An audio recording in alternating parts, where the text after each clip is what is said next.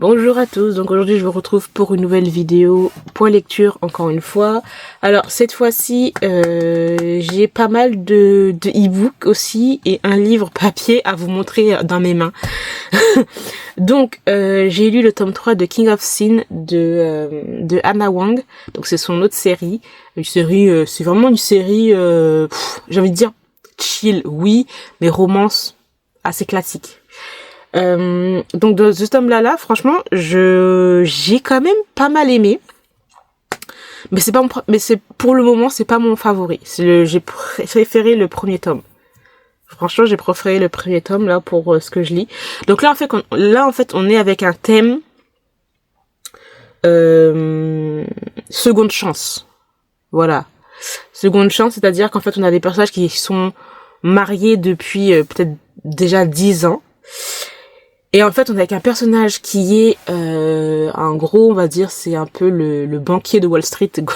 En gros, c'est le gars qui est parti de rien, qui est d'ailleurs, qui est dyslexique, si je me trompe pas, et qui est devenu un grand CEO d'une grande banque de crypto-monnaies, de tout ça. Enfin bref, le gars, voilà, est multimilliardaire, alors qu'il venait de rien.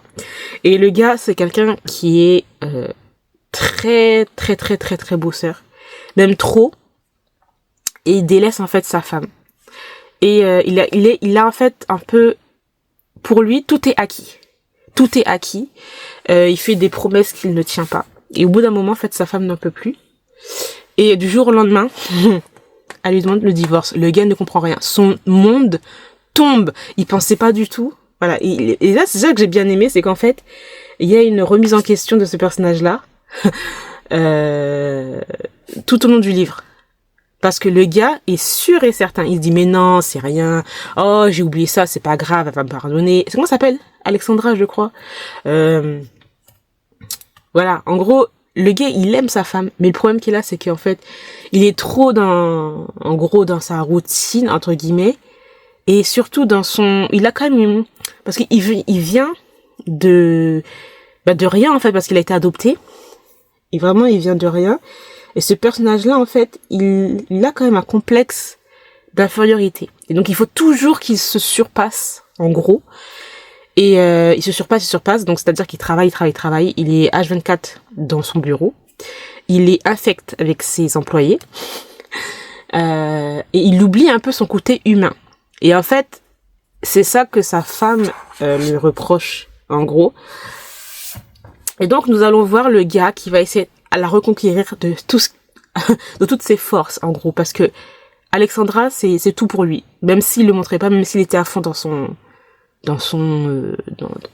travail, le gars, à partir du moment où Alexandra elle est venue et dit divorce, le gars, vraiment, son monde s'est effondré. Le gars était mais complètement, comment dire ça, c'était, tu sens que le gars il dit mais attends, c'est quoi, le gars tout est acquis pour lui, et là d'un seul coup il dit ah qu'est-ce qui se passe. Et donc ça c'est voilà, c'est assez drôle de voir que voilà, il va tout faire en fait pour la reconquérir, et ça va pas être facile, pas facile du tout. Et Alexandra qui elle était un peu une femme au foyer, va aussi évoluer, va créer sa petite entreprise. Voilà, elle va essayer de vivre en fait sans lui. Et voilà, donc j'ai bien aimé. Franchement, j'ai bien aimé. J'ai hâte de lire le 4e tome qui est sur une comment on appelle ça, une agence de prêt? Non, comment? C'est un peu une manageuse. C'est l'une des meilleures amies des personnages qu'on avait vus du premier tome, et d'un gars dans le sport, je crois, mais je sais pas où, dans le football ou je sais pas quoi. Et ça a l'air plutôt tendu, une petite tension. J'aime bien les romans un peu tension, genre.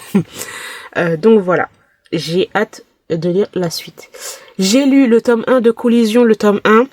Alors là, moi, je me suis dit, bon, j'ai vu la couverture passer à plusieurs reprises sur les réseaux sociaux. Parce qu'il y avait une hype d'un seul coup. J'ai pas compris d'un seul coup. Enfin, à un moment donné, tu voyez, on avait des couvertures avec des torse nus, genre, parce que la romance c'est ça, genre, des torse nus et tout. d'un seul coup, on a eu des couvertures avec des personnages en mode un peu dessin animé, un peu dessin et tout. Il y a eu que ça. Il y a eu je sais pas, il y a eu d'un seul coup un truc là par rapport à ces genres de couvertures qui sont même assez trompeuses. Je trouve que c'est assez dangereux d'ailleurs. J'aimerais le préciser. Je trouve que c'est assez dangereux ce genre de couverture là en mode ah c'est cute, ah c'est voilà. Et puis en fin de compte d'ailleurs c'est pas du tout cute. Ça peut être un peu voilà. Et donc moi je m'attendais à autre chose. Là on est avec moi si j'avais une note à mettre j'aurais mis 2. Même 1, 1,5 sur 5, si j'avais à mettre une note, vraiment. J'ai pas compris la hype. J'ai même pas fini le livre. Voilà, juste pour vous dire, enfin, j'ai pas fini, c'est-à-dire que j'ai pas lu les 3 derniers chapitres. Parce que je me dis, vas-y, c'est bon, ça me gave. En plus, le truc, il dure un siècle. Je me dis, vas-y, les romances comme ça. Avant, on avait des romances. Les romances, elles avaient au moins 300 pages. Ou 200 pages. Là, les romances, elles ont 400 pages pour du blabla, pourquoi, là? Et puis des scènes, aller.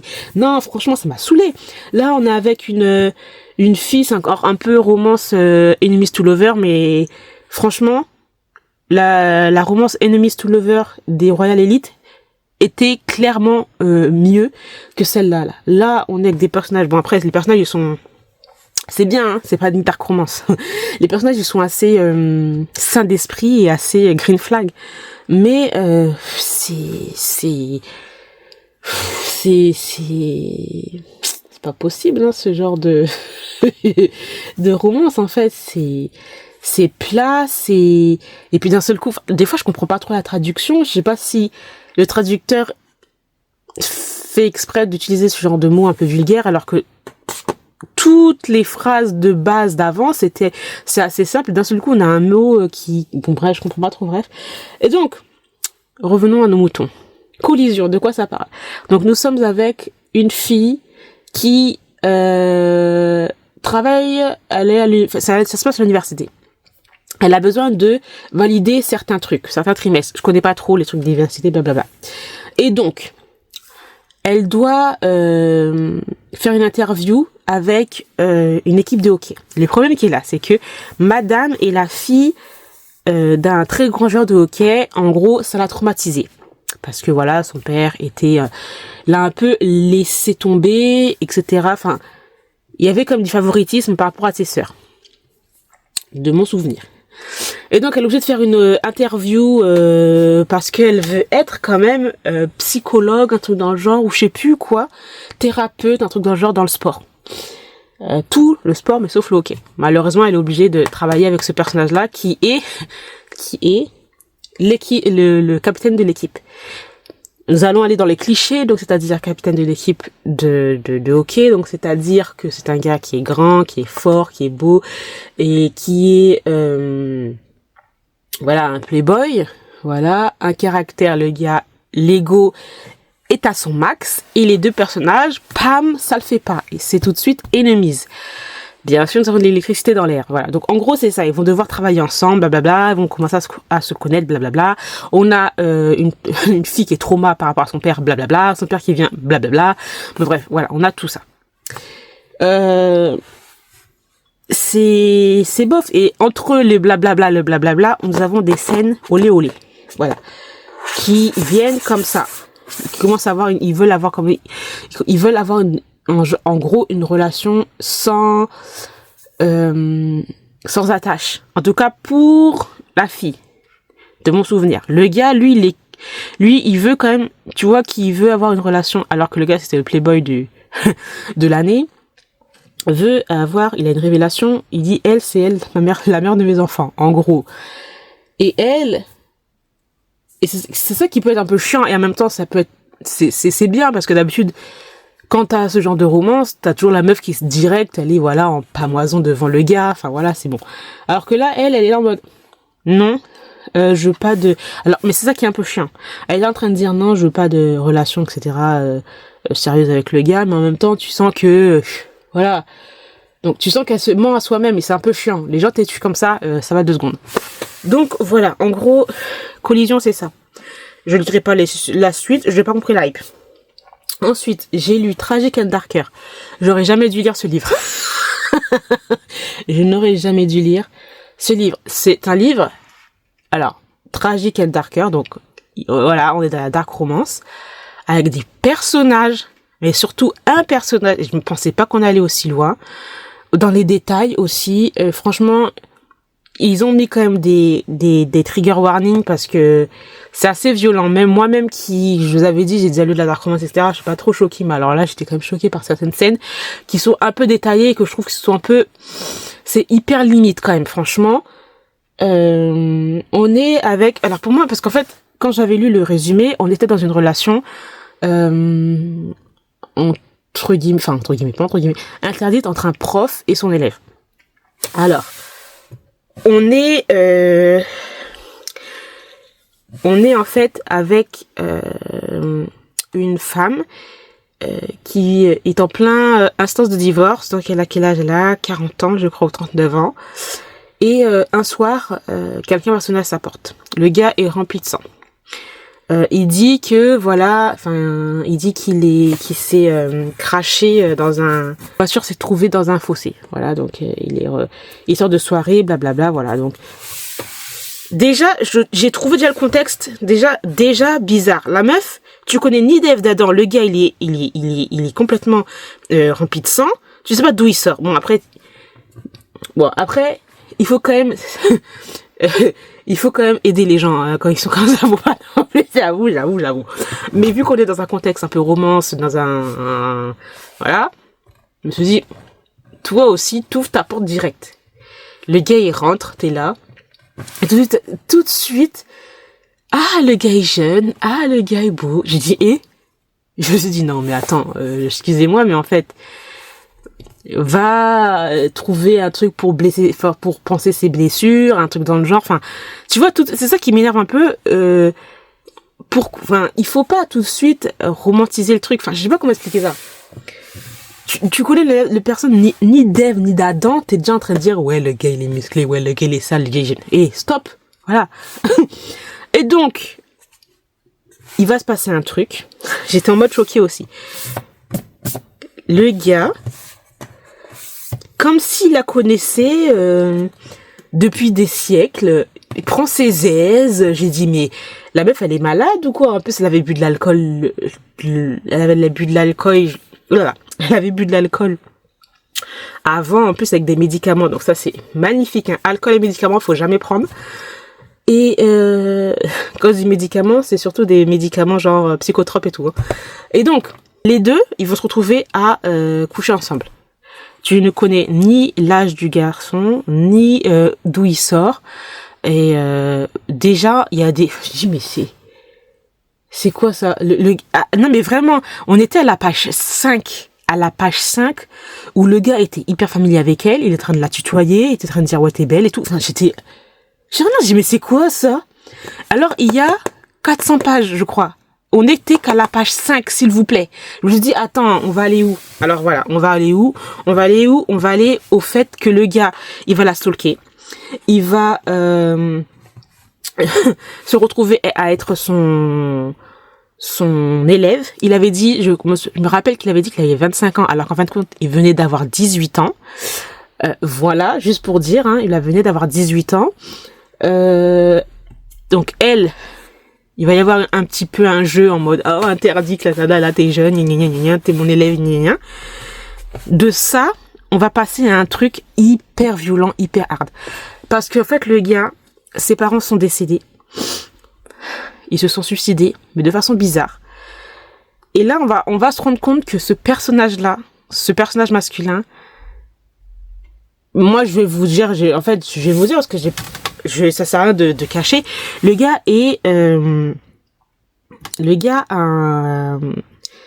un serial killer en fait.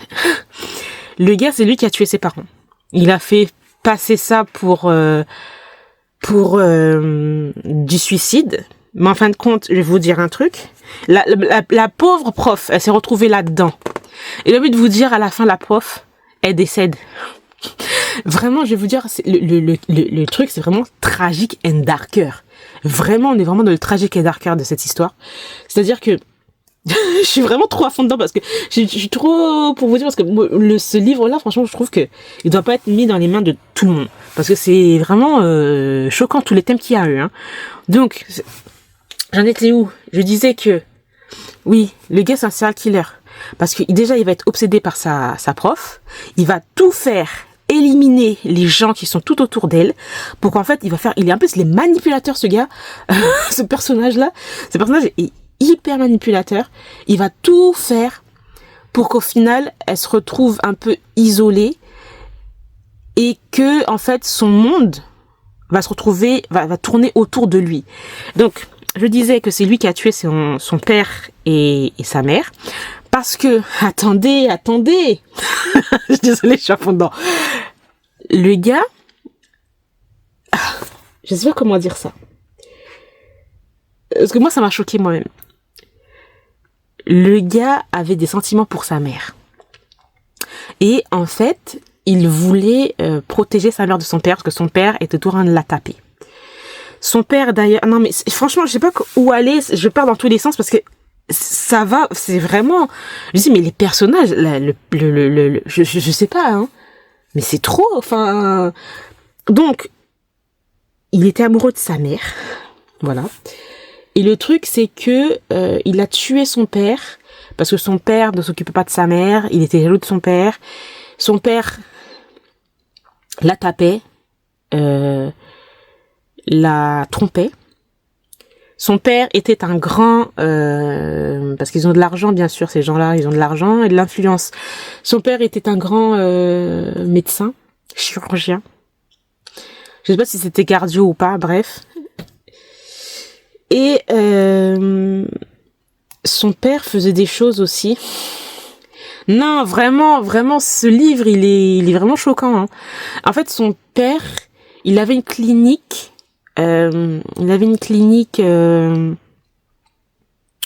Privée.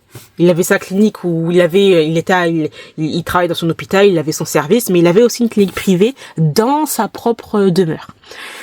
Il faisait passer pour le bon samaritain. En fait, il disait aux personnes qui avaient pas trop d'argent, qui avaient pas trop de famille, etc. Par exemple, je sais pas moi, une jeune fille qui était enceinte et qui voulait avorter, il allait l'aider.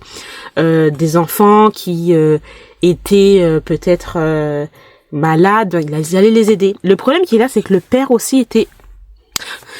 Ah mon Dieu, le père était dégueulasse. Parce qu'en fait, il utilisait ça pour faire ces trucs dégueulasses et j'ai même pas envie de... Enfin, bon, voilà, il y a de la pédophilie. Voilà. Je trouve que ce livre, il est horrible. Il est horrible parce que les thèmes qui sont abordés, on n'est pas obligé de détailler comme ça, en fait. Tu vois, vous voyez ce que je veux dire? On n'est pas obligé de détailler comme ça parce que, bon, moi, ok, j'ai lu, j'ai dit, bon, voilà. Mais quelqu'un qui est très sensible à ça, mais ça la choque, mais toute sa vie, en fait. Enfin... Après, c'est une dark romance. Donc, t'es pas censé lire ça, normalement. Il y a déjà les trigger warnings, voilà, bref. Mais, il y a des choses, hein, il y a des choses. Bon, bref. Moi qui pensais que ça allait être une histoire dark, ok, entre, en fait, une histoire un peu interdite entre un prof et son élève. Moi, j'étais là-dessus. Mais on est passé à un truc un peu en mode thriller, en fait. Parce que là, je disais, le personnage principal a tué son père. Il a fait passer ça pour un suicide.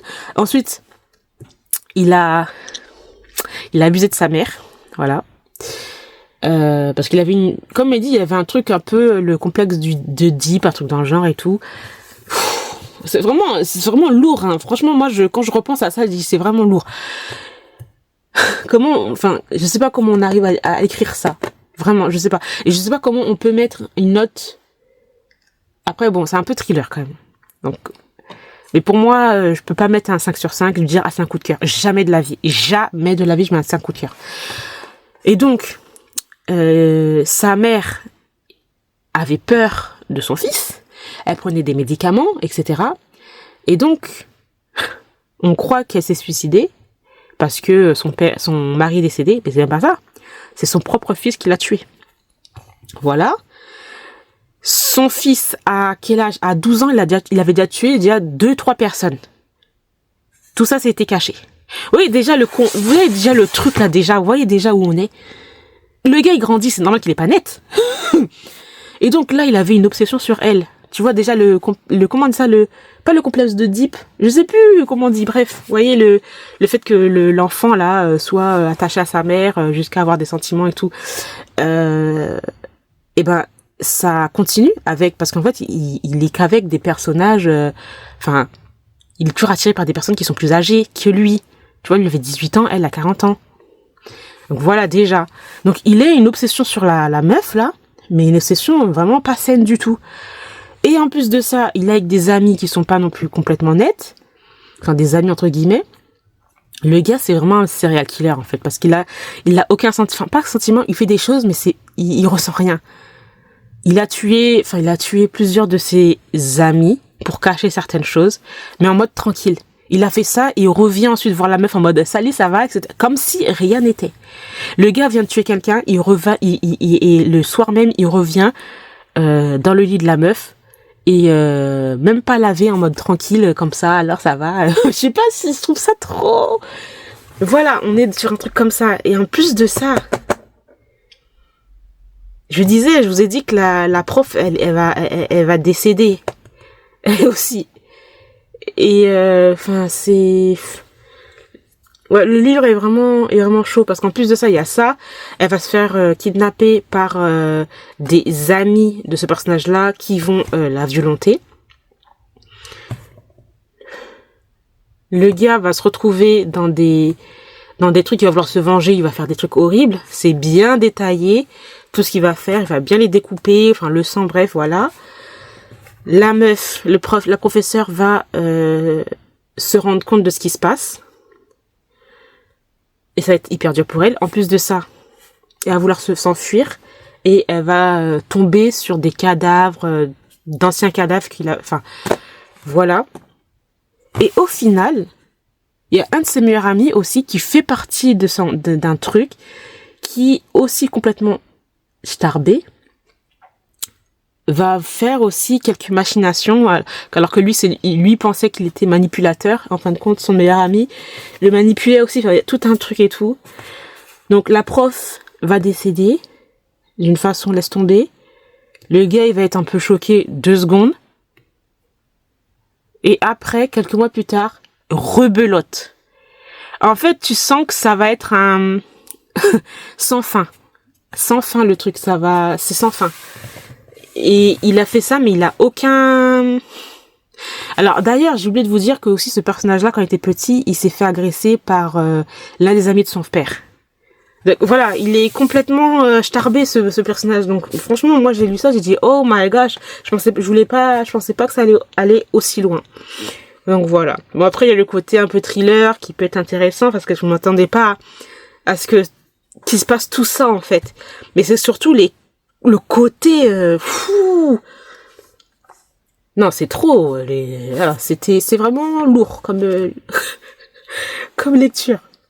Bref, ensuite, j'ai lu Une lumière dans la flamme. Je vais pouvoir vous montrer le livre parce que, oui, ça fait longtemps que je vous ai pas montré le livre dans mes mains. Hein. Une belle briquette de plus de 800 pages, de plus de 760 pages, que j'ai adoré. J'étais à fond dedans. Alors, j'ai même hésité à lire le 3e tome qui est dans ma palle. Je me suis dit, non, je vais faire une petite pause, entre guillemets, je vais lire un truc un peu hors fantasy et me remettre ensuite dans le 3e tome. Mais c'était trop bien, franchement, j'aime trop cette série, franchement, je trouve que c'est super bien fait parce qu'en fait, dans cette série parallèle à la série du sang et la cendre, il y a plein d'indices qui sont révélés et qui peuvent nous aider par rapport à Poppy. Pourquoi elle s'appelle Poppy? Enfin, il y a des trucs. Tu comprends. Parce que là, on est avec les originels. Vous voyez, on a les originels, on a les dieux, et on a les sortes de vampires, là, je sais pas quoi. Et là, on est qu'avec l'histoire des originels. Il y a un moment donné, on était avec... comment il s'appelle? Ah, ils ne disent pas le nom. Ah, Colis. Voilà, Colis, c'est l'originel de la vie, de ce que j'ai compris. Mais c'est un faux originel, c'est un faux roi. Et il y a un moment avec ce personnage-là où Sarah, le personnage principal de cette histoire, va le rencontrer. Mais il y avait une tension. Il y avait une tension et j'avais le souffle coupé. Pour vous dire, j'étais vraiment à fond dedans, que j'avais le souffle coupé. Clairement, the tension qu'il y avait avec tous les personnages. Non, non. Elle a trop bien écrit ça. Ce passage-là, il est fort. Il est vraiment trop trop fort. À partir du moment où il y a ce personnage qui arrive, tu sens qu'il va y avoir du bordel. Il va y avoir un truc qui va se passer. C'était, mais, oh my god, je dis, qu'est-ce qui va se passer? Quelqu'un va mourir. Ah non, c'était trop.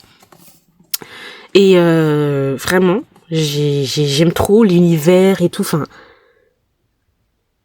j'adore. Franchement, j'adore et j'ai trop hâte de lire les autres tomes, de me replonger dans la série principale. Franchement, je trouve que c'est une série où Jennifer Alamantrouth, je trouve qu'elle est vraiment, j'allais dire, elle est vraiment au sommet de son art, entre guillemets. Franchement, j'ai lu d'autres livres d'elle, d'autres livres un peu fantasy qu'elle fait, mais je trouve que cette série-là, elle est vraiment super bien faite, hein. Bon, à part, c'est vrai qu'il y a des scènes à un moment donné olé olé qui sont bons. Tu dis, est-ce qu'on a besoin de ça? Oui ou non, je sais pas trop. Mais, mis à part ça, j'ai trop hâte. Sarah, on a des révélations par rapport à Sarah. Genre, c'est un peu comme si c'était un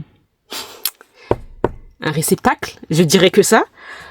C'est trop, trop bien. Sachant que Sarah, on l'a entreaperçu dans la série principale avec Poppy, parce qu'elle avait aidé à un moment donné. Donc, c'est ça que je suis en train de lire ça, je dis, mais, au final, qu'est-ce qu'elle va devenir, Sarah? Enfin, j'adore. J'ai trop hâte de lire.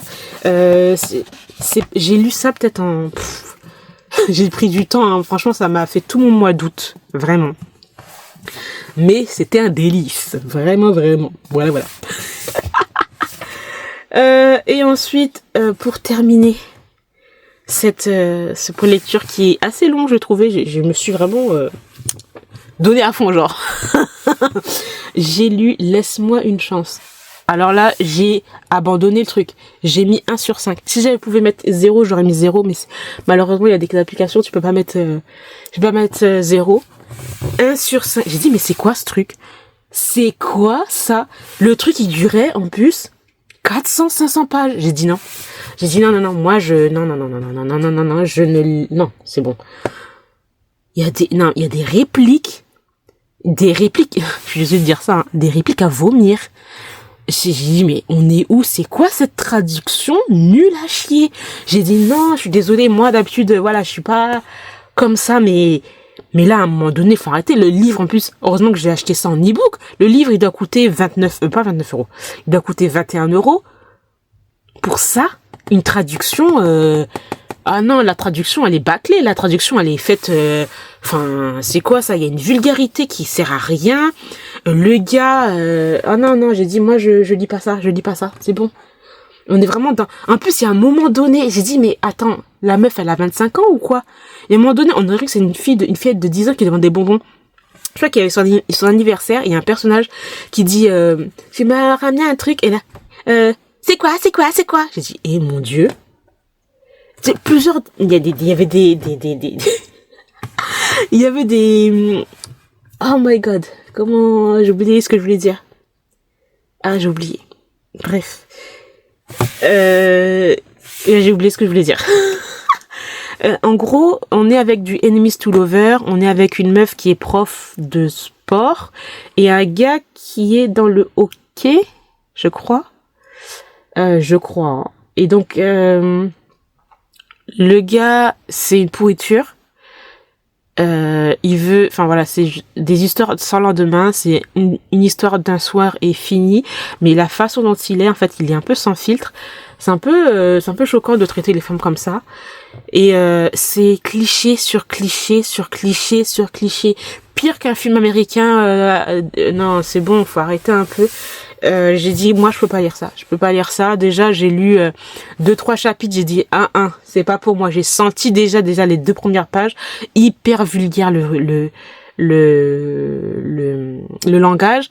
Alors, oui, on peut avoir des scènes olé olé, mais avec classe en fait, s'il vous plaît. On peut avoir des scènes olé olé avec une tension de ouf, avec un peu genre voilà, mais ça veut pas dire que tu utilises des mots vulgaires, que c'est sexy en fait. Vous voyez ce que je veux dire? Donc voilà, moi j'ai pas trouvé ça ouf. J'ai dit heureusement que j'ai pas, parce que j'avais encore vu. Moi j'arrête de regarder les histoires là sur les réseaux sociaux. Malheureusement, on est tous addicts aux réseaux sociaux. Bon, pas tous, mais voilà. On est assez influencés par ce qu'on voit, par des petites phrases, etc., par des couvertures, blablabla. Mais je vais essayer d'arrêter de me faire influencer bêtement comme ça. Je vais faire comme il y a 10 ans, trouver des livres que je vois peut-être sur des couvertures, lire les résumés derrière, etc. Et là, peut-être que voilà, je me ferai pas avoir parce que là, je me suis trop fait avoir en 2025. On va aller en 2026. 2026, faut que ça s'arrête. 2026, faut que ça s'arrête. Vraiment, j'ai trouvé que j'ai lu pas mal de romances en 2025. Et à chaque fois, je me suis dit, mais attends, ils sont en train de nous dire c'est la romance de l'année, ils sont en train de nous dire mais je suis désolée, mais c'est fade. C'est fade. Tous les trucs là qu'on nous met, les dark romances à la, comment ça s'appelle le truc là, c'était genre la dark romance qui avait choqué tout le monde, avec la couverture bleue là et tout. J'ai lu ça, j'ai dit, attends, allez, c'est quoi ça? Non, vraiment, je trouve qu'il y a des, en fait, comment vous dire ça? Vous voyez, il y a des livres qui sont super bien écrits, c'est de la romance, même si c'est hyper cliché, mais qui fait du bien, etc. Que ce soit dark romance, ou que ce soit des romances tout à fait classiques, avec des green guys, des green flag guys, voilà, comme ils disent des golden retrievers ou je sais pas quoi, ou des mysterious guys, bref. Mais en fait, je trouve que en 2025, il y a beaucoup de livres qui ont fait de la hype. Et en fait, ces genres de livres, on les oublie. Vous voyez ce que je veux dire? Alors que là, j'ai plein de livres qui sont sortis il y a peut-être 10 ans de cela. C'est des livres que je me rappelle toujours de l'histoire et qui sont toujours dans ma bibliothèque. Alors que il y a des livres, ils vont faire des couvertures magnifiques. En plus, d'ailleurs, ils font toujours maintenant, je sais pas pourquoi, hein. Maintenant, les trucs un peu fantasy, c'est un peu le même genre. Des phrases comme ça avec des trucs, bref. Je passe à autre chose. Et donc, je disais que là, t'as des livres avec des belles couvertures, des phrases qui donnent envie de lire, ou je sais pas, que ce soit fantasy, romance, blabla. En fait, c'est la hype, mais elle redescend vite. En fait, t'oublies le livre. Tu vois ce que je veux dire? Je sais pas, moi, dans un an, t'as oublié ce truc. Alors que j'ai des livres qui sont là depuis peut-être 10 ans, des romances assez classiques, assez niaises même, mais les trucs qui sont toujours dans ma bibliothèque. J'ai pas oublié l'histoire. Alors que là, on en sort 10 000 romances. Il y a 10 000 romances. Il y a même des romances françaises maintenant. Il y a plein de trucs. Et tu lis ce genre de livre. Et le problème, c'est qu'en fait, tu oublies. Et c'est ça qui m'énerve, en fait. Tu oublies après, dans 10 ans, ces livres-là, tu les oublieras. Alors que, pas tous, hein. Je dis pas tous. Il y a des exceptions, tu vois. Par exemple, Fourth Wing, je pense que, voilà, c'est quand même pas mal dans la fantasy. Après, t'en as d'autres trucs. Bon, moi, du Fourth Wing, c'est vraiment le truc. Mais il y a des grosses fantaisies là qui sont quand même pas mal et qu'il faudrait peut-être que je me décide d'aller lire. Qui sont pas genre en mode fantasy avec des scènes olé olé toutes les 2 secondes, mais des fantaisies qui sont bien décrites, intéressantes, politiques, qui défendent et qui défendent des causes ou qui qui ont l'air pas mal. Il y avait je sais pas si je trouve pas, mais si je trouve par exemple ce livre-là ou ce livre-là, je pense que je vais trouver les couvertures. Voilà, j'ai vu passer ces livres-là et je pense que ça va m'intéresser parce qu'en fait, c'est plus dans la mythologie chinoise, fantasy, guerre, politique, et ça en fait, c'est ce que je regarde en plus en ce moment dans ces dramas, dans les dramas chinois. Donc voilà, je pense que je vais plus m'orienter vers là parce que voilà, je trouve que tu dépenses ton argent, en plus ça coûte de plus en plus ça coûte de plus en plus cher les livres. T'avais un livre avant à 10 €, t'avais les livres paperback À la limite, c'était 13 ou 14 euros. Maintenant, c'est à 21 euros, 22 euros. Les livres hardback, t'en avais pas beaucoup. Bon, c'était plus en anglais. Mais en hardback, t'avais des livres qui coûtaient 10 euros. Maintenant, vas-y, va voir des livres hardback. T'as tous les livres hardback à 29 euros, là, qu'à 30 euros le bidule. Et quand tu lis ça, c'est nul. Oh, excusez-moi. Après, oui, la couverture, elle est belle, mais bon. Oh, bon, je vais pas dire nul. Faut pas exagérer. Mais voilà. Et je parle trop. Donc voilà, j'ai fini pour mon lecture, non pas mon lecture en manga, pour mon point lecture, j'ai vraiment beaucoup parlé. Cette vidéo est très très longue. J'espère quand même que ça vous a plu. N'hésitez pas, parce que moi j'ai dit mon avis. Moi c'est mon ressenti, mon avis. Après, chacun a son truc, hein. Moi j'ai pas aimé ça, peut-être toi tu vas aimer. Moi j'ai dit oh ça sera pas par exemple Tragic and Darker, je pourrais pas mettre 5 étoiles, je pourrais pas dire que c'est un coup de cœur. D'autres personnes vont dire que c'est un coup de cœur. Vous voyez, il y a d'autres, on a d'autres sentiments, d'autres voilà. On est tous différents. Moi, c'est mon avis. Toi, ça sera ton avis, etc. Donc, n'hésitez pas à me dire que si vous voulez un peu discuter par rapport à ça. Enfin bref, je suis partie très loin. Au lieu de faire mes trucs, je suis allée dans une discussion, bref. Donc voilà, j'espère quand même que cette vidéo vous aura plu. Je vous remercie de l'avoir regardée. Et puis moi je vous retrouve très bientôt dans une nouvelle vidéo. Bye.